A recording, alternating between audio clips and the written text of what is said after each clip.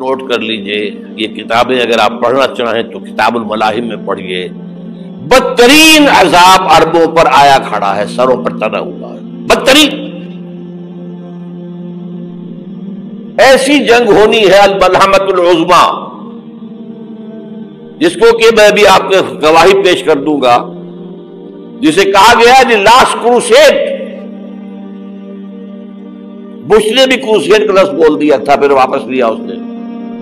نکل جاتی ہے جس کے منہ سے سچی بات مستی میں، فقیہ مصلحت بین سے اور ہندے بادہ خار اچھا، کروسیڈ کہہ کر پھر واپس لیا۔ یہ کروسیڈ، اس کے اوپر جس قدر نقصان ہونا ہے عربوں کا، گریٹر اسرائیل بنے گا، یہ عراق، شام، اردن، سعودی عرب کا کچھ شمالی علاقہ، ترکی کا جنوبی علاقہ، مصر کا صحرائے سینا، اور اس کے ساتھ ہی جو بہترین اس کا زرخیز ترین علاقہ ڈیلٹا آف نائل، یہ سب یہودیوں کے قبضے میں جائے گا۔ اس کو حدیث میں کہا گیا الملحمۃ العظمیٰ۔ عیسائی 80 علم لے کر اے مسلمانوں تم پر حملہ آور ہوں گے، اور ہر علم کے نیچے 12,000 فوج ہوگی، 9.5 لاکھ فوج۔ یہ نیٹو کی تیاری کس کے لیے ہو رہی ہے؟ جب USSR کا خاتمہ ہوا تو پوچھا گیا تھا نیٹو چیف سے، اب کس لیے؟ تمہارا وہ دشمن تو ختم ہو گیا، اب ہمیں اسلامک فنڈامنٹلزم سے نمٹنا ہے۔ وہ جانتے ہیں خطرہ یہی ہے، اب اسلام ابھر سکتا ہے، مسلمانوں کے سینوں کے اندر وہ آگ ہے، اوپر خاکستر آ گیا ہے، تمہیں اٹھانا بیٹھنا، یہ اندر تو انگارہ ہے، اوپر سے راکھ ہے، اس سے دھوکہ نہ کھا جانا ان کے دلوں کے اندر۔ اور بش نے کہا تھا مسلمان چاہتے ہیں کہ ہسپانیہ سے لے کر انڈونیشیا تک نظام خلافت قائم کریں، اور میں حیران ہوا تھا کہ اس کمبخت کو ہسپانیہ کا خیال کیسے آ گیا؟ ہمیں تو کبھی آتا ہی نہیں، اب ہم تو بھول گئے، وہ تو 500 برس پرانی بات ہے، جبکہ وہاں سے ہمیں نکال دیا گیا تھا۔ اگرچہ اقبال نے کہا تھا ہے ارض فلسطین پہ یہودی کا اگر حق، ہسپانیہ پر حق نہیں کیوں اہل عرب کا؟ ہسپانیہ میں تو 800 سال حکومت کی مسلمانوں نے، اور ابھی 500 برس سے گزرے ہیں نا۔ یہودی تو ارض مقدس سے 2000 سال نکالے گئے، انہیں لا کے آباد کیا گیا، عربوں کے سینے میں خنجر بھونک دیا گیا۔ وہ چھوٹا سا ملک جو چاہتا کرتا، کوئی پوچھنے والا نہیں۔ امریکہ جیسے اپنے بیٹے کی حفاظت کرے ویسے کرتا اس کی۔ اور حضور نے فرمایا ہے وہ جنگ جب ہوگی تو ایک باپ کے اگر 100 بیٹے ہوں گے تو 99 ختم ہو جائیں گے، ایک بچے گا۔ یہ حدیث ہے، حدیث ہے صحیح۔ اور آپ نے فرمایا ویل للعرب من شر قد اقترب، عربوں کے لیے ہلاکت ہے، عربوں کے لیے بربادی ہے اس شر سے جو قریب آ چکی ہے۔ اور آج جس طرح انہوں نے ان کی تہذیب کو اختیار کر لیا ہے، دبئی جا کر دیکھیے، بدترین مغربی معاشرہ جو ہے وہ دبئی کے اندر ہم نے قائم کر کے دکھا دیا۔ اب سعودی عرب اس راستے پر بڑھ رہا ہے۔ اور اس کے بعد نمبر 2 پر جو ہے ہم پاکستانی ہیں، لیکن میں اس کے وہ پہلی بات جو کہہ رہا ہوں وہ تو یقینی ہے، اس میں تو احادیث صحیحہ موجود ہے۔ اگرچہ اس کے بعد پانسا پلٹے گا، پھر حضرت مہدی کا ظہور ہوگا، حضرت عیسیٰ کا نزول ہوگا، اور وہ گریٹر اسرائیل گریٹر گریو یارڈ بنے گا یہودیوں کا، ایک ایک یہودی قتل ہوگا اور دفن ہوگا۔ یہ بات میں ہونا ہے، میں پہلی بات پر کر رہا ہوں۔ وہ پانسا پلٹے گا جب پلٹے گا، ابھی جو سامنے ہے وہ کیا ہے؟ جس ملحمۃ العظمیٰ کہا حضور نے، جسے آرمگیڈون کہتے ہیں عیسائی، آرمگیڈون کی اگر کہیں جا کر آپ دیکھیں گے، آپ ڈکشنری میں مانی تو کیا لکھا ہے؟ A very big war which will be fought between the forces of evil and good before the end of this world. اس دنیا کے خاتمے سے پہلے خیر اور شر کی قوتوں کے درمیان بہت بڑی جنگ ہوگی. ارمجدون اسے کہتے ہیں عربی میں، اور آرمگیڈون اسے کہتے ہیں انگریزی کے اندر، اور یہ بائبل کی آخری کتاب کے اندر ہے، جو اس میں کہ مکاشفات یوحنا، ریویلیشنز آف سینٹ جان. یہ تو میں کہہ رہا ہوں یقین کے ساتھ، اور زیادہ دور نہیں ہے، آیا چاہتا ہے. اس لیے کہ یہودیوں کا اور عیسائی جو کنزرویٹوز ہیں، نیو کنزرویٹوز، ان کا 5 نکاتی ایجنڈا ہے متفق علیہ، جس کے تحت کہ یہ جنگ صلیبی شروع کی گئی ہے. تو سن لیجئے آپ. آرمگیڈون نمبر 1، گریٹر اسرائیل قائم ہو جانا اس کے نتیجے میں نمبر 2، مسجد اقصی اور قبۃ الصغریٰ کو گرانا نمبر 3، وہاں تھرڈ ٹیمپل، وہ مسجد جو حضرت سلیمان نے بنائی تھی 1000 قبل مسیح میں، پھر برباد کی تھی نیبوکدنیزر نے، دوبارہ بنائی گئی، پھر دوبارہ ختم ہوئی 70 عیسوی اب تک گری پڑی ہے. ان کا خانہ کعبہ گرا ہوا ہے 70 عیسوی سے لے کر آج تک. ایک دیوار ہے ویلنگ وال، جہاں جاتے ہیں، روتے ہیں، پیٹتے ہیں، ماتم کرتے ہیں، وہاں وہ بنے گا تھرڈ ٹیمپل. اور نمبر 4، اس میں لا کر رکھا جائے گا تخت حضرت داؤد کا. یہ تخت کہاں ہے اس وقت؟ یہ لندن شریف کے اندر جو ان کی پارلیمنٹ کا جو چرچ ہے،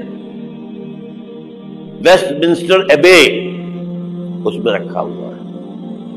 ایک پتھر تھا جس پر بٹھا کر حضرت داؤد کی تاج پوشی ہوئی، پھر حضرت سلیمان کی ہوئی، پھر وہ پتھر رکھ دیا گیا جب حضرت سلیمان نے بنایا ہیکل مسجد اقصی. وہاں رہا وہ. ہر بادشاہ جو تھا یہودی اسی کے اوپر بٹھا کر اس کی تاج پوشی ہوتی تھی. سن 70 میں ٹائٹس نے گرایا اسے، ہیکل کو، وہ پتھر لے گیا، وہاں سے روم گیا، روم سے آئرلینڈ گیا، آئرلینڈ سے اسکاٹ لینڈ آیا، اسکاٹ لینڈ سے انگلینڈ آیا، اور اب وہ رکھا ہوا ہے 14ویں صدی عیسوی سے آج تک. وہ ویسٹ منسٹر ایبے میں رکھا ہوا، ایک کرسی کی سیٹ میں اسے بنا دیا گیا ہے تخت کی شکل. اب انگریزوں میں کوئی ملکہ ہو، کوئی بادشاہ ہو جس کی بھی تاج پوشی ہونی، اس میں ہو. یہ لا کر رکھا جائے گا تھرڈ ٹیمپل میں، اور اس پر یہودیوں کے خیال کے مطابق ان کا مسیحا آئے گا جو مسیح دجال ہوگا. عیسائیوں کے خیال کے مطابق حضرت عیسیٰ آئیں گے، وہ ہمارا بھی خیال ہے حضرت عیسیٰ آئیں گے علیہ السلام. بہرحال یہ تو بعد کی باتیں ہیں نا. اس وقت جو میں عرض کر رہا ہوں، عربوں پر بہت بڑا عذاب، اور پاکستان کا معاملہ البتہ یہ ہے، میں یقین سے نہیں کہہ سکتا. ہینگنگ ان دی بیلنس، ہو سکتا ہے اللہ تعالی ہم پر رحم فرمائے، ہو سکتا ہے، اگرچہ اس کی کچھ شرائط ہوں گی. چمن کے مالک اگر بنا لے موافق اپنا شعار، اب بھی چمن میں آ سکتی ہے پلٹ کر چمن سے روٹھی بہار، اب بھی ہو سکتی ہے. اور یہ بھی ہو سکتا ہے کہ اللہ تعالیٰ نے معجزانہ طور پر ہمیں ملک دیا، ہم نے اللہ سے بدعہدی کی، وعدہ خلافی کی، غداری کی، لہذا سزا دی جائے اور ہم سے یہ ملک چھین لیا جائے. It's just possible. دور نہ سمجھے، اسے انہونی بات نہ سمجھے. جو گھیراؤ ہو رہا ہے آپ کے مغرب میں نیٹو فورسز اور مشرق میں بھارتی فورسز گدھوں کی طرح بیٹھے ہوئے انتظار کر رہے ہیں پاکستان اور ڈسٹیبلائز ہو جائے، یہاں اور بدامنی ہو جائے. اب لاہور میں پھر آج دھماکے ہو گئے ہیں. 2 دن پہلے کا دھماکہ میں سہ کے آیا ہوا ہوں، آپ کے سامنے بیٹھا ہوں. وہ جانے بچی ہیں جو ہماری اکیڈمی کا حشر ہوا، وہ تو میں آپ کو نہیں بتا سکتا. یہ سارا کیوں ہو رہا ہے؟ تاکہ یہاں بدامنی ہو جائے اور ہمیں جواز مل جائے مغرب سے نیٹو فورسز داخل ہو جائیں، مشرق سے بھارتی فورسز آ جائیں اور ہمارے ایٹمی دانت توڑ کر اور پھر ہمیں بھارت کے سامنے ڈال دیا جائے، نو ڈو ایز یو لائک. یہ ان کا نقشہ ہے. ہوگا کیا وہ اللہ جانتا ہے، ہوگا وہ جو اللہ چاہے. لیکن اللہ کا چاہنا جو ہے وہ کس پر منحصر ہے؟ یہاں انقلاب برپا کرو، یہاں اسلام لاؤ. اگر دھندوں میں لگے رہو گے تو وہ خود بخود نہیں آ جائے گا انقلاب. صحابہ نے جانیں دی تھی، کتنی تکلیفیں اٹھائی تھی. 12 برس تک مکی دور کے اندر با نشہ درویشی در ساز و دمادم زن، جو پختہ شبی خدرا بر سلطنت جم سن. یوم طائف یاد ہے جو حضرت عائشہ فرماتی ہے کہ میں نے پوچھا تھا حضور سے کہ یوم احد سے زیادہ سختی بھی آپ پر کبھی آئی؟ یوم احد پر کیا ہوا تھا؟ تلوار کا وار پڑا تھا آپ کے چہرہ مبارک. یہ جو رخسار کی ہڈی ہے اس کے اندر وار گیا ہے. اوپر خود کی 2 کڑیاں تھیں، وہ اس میں گھس گئیں. 2 دندان مبارک شہید ہوئے. وہ خود کی کڑیاں ایک صحابی نے اپنے دانتوں سے پکڑ کے کھینچنے کی کوشش کی، دانت نکل گئے، وہ نہیں نکلی. کیا جتن کر کے نکالی گئی ہوگی تو خون کا فوارہ، اتنا خون گیا ہے کہ آپ بے ہوش ہو گئے، گر گئے. اور مشہور یہ ہو گیا کہ آپ کا انتقال ہو گیا، شہادت ہو گئی. یہ سیرت کبھی پڑھی ہے؟ حضرت عائشہ کے ہوش کا تو یہی دور تھا نا. یوم طائف میں جو آپ کی کیا تھی، بچی تھی، انہیں کیا پتا کیا ہو رہا ہے حضور کے ساتھ. 3 دن تک حضور مکے کی گلیاں اور وہاں کے اوباش لوگ پتھراؤ کر گئے تھے اس امید میں کہ شاید وہاں کا کوئی سردار ایمان لے آئے. تو یہاں تو ابو طالب بھی فوت ہو گئے. یہی دنیا بھی سہارا تھا، خاندانی سہارا تھا ابو طالب کے ذریعے.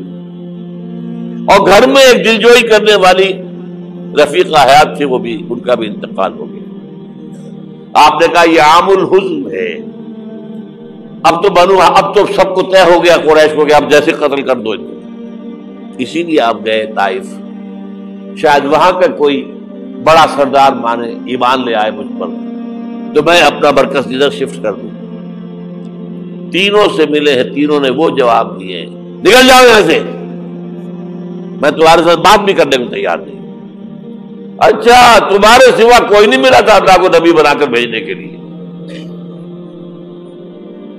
دیکھو جاؤ، میں بات نہیں کرنا چاہتا، ہو سکتا ہے میں بے عزتی کر بیٹھوں، واقعی تم اللہ کے نبی ہو تو میں مارا جاؤں گا، جاؤ جاؤ جاؤ. یہ سلوک محبت کے ساتھ ہوا ہے. اور پھر چھوکروں کو، اسٹریٹ ارچنز جنہیں آپ کہتے ہیں، اشارہ کیا تھا خبر لو ان کی، پتھراؤ ہو رہا ہے. ساتھ کوئی ہے ہی نہیں، ایک آدمی صرف، زید ابن حارثہ. اب سامنے سے پتھر آ رہے ہیں تو حضرت زید آگے آ جاتے ہیں، ڈھال بنتے ہیں، مجھے لگے پتھر حضور کو لگے، اب پیچھے سے آ رہے ہیں. چاروں طرف سے تو ڈھال نہیں بن سکتا.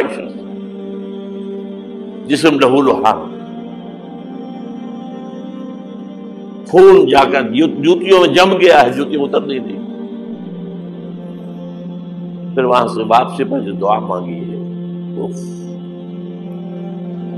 اللہم الیک اشکو ضعف قوتی وقلت حیلتی وہوانی علی الناس.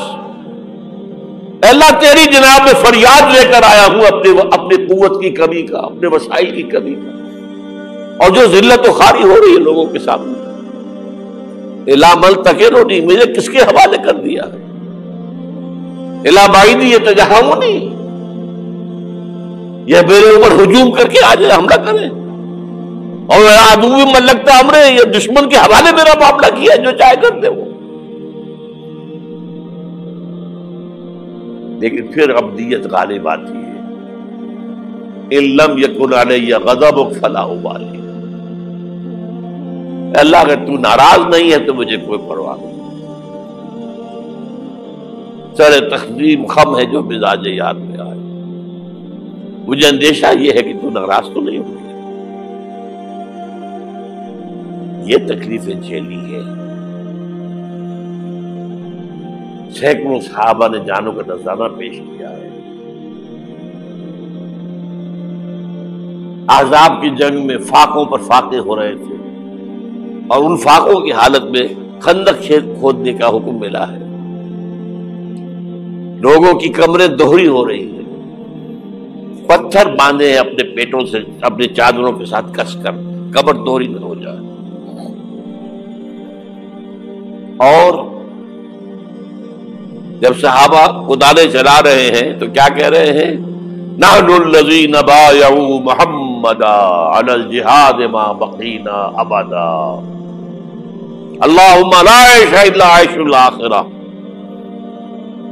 صحابہ کہتے تھے ہم وہ لوگ ہیں جنہوں نے محمد سے بیعت کی ہے کہ جہاد کرتے رہیں گے جب تک جان میں جان نکل جائے تو بات اور. جان ہے، چاہے ابھی بھوک سے کمر دوڑی ہوئی جا رہی، جان تو ہے. اور ایک دفعہ کہتے تھے اللہم لا عیش الا عیش الاخرہ، اللہ عیش زندگی تو آخرت کی زندگی ہے. اور حضور فرماتے تھے، حضور کے بیٹھے ہوئے نہیں تھے گاؤں تکیا لگا کر، پتھر اٹھا اٹھا کر خندق میں سے لے جا کے باہر پھینک رہے تھے. جب صحابہ کہتے اللہم لا عیش الا عیش الاخرہ، حضور فرما رہے ہیں فاغفر الانصار والمہاجر، اے اللہ ان انصار اور مہاجرین کی مغفرت فرما دو. پھر حضور کی خدمت میں کچھ لوگ آئے، حضور اب یہ فاقہ ناقابل برداشت ہو گیا، دیکھیے ہم نے یہ پتھر باندھے ہوئے اپنے پیٹ کے ساتھ. حضور نے کرتا اٹھا کر دکھایا، وہاں 2 پتھر بندھے ہوئے. یہ ہے سیرت النبی. آپ کس چیز کو سیرت النبی سمجھتے ہیں؟ بہرحال اس موضوع پر میری ایک کتاب ہے منہج انقلاب نبوی، کہ انقلاب کیسے آیا تھا. اگر دل میں ذرا بھی آرزو پیدا ہو گئی ہو کہ اللہ قبول کر لے مجھے قبول کر لے اس کام کے لیے، تو وہ کتاب آپ کے لیے مسٹ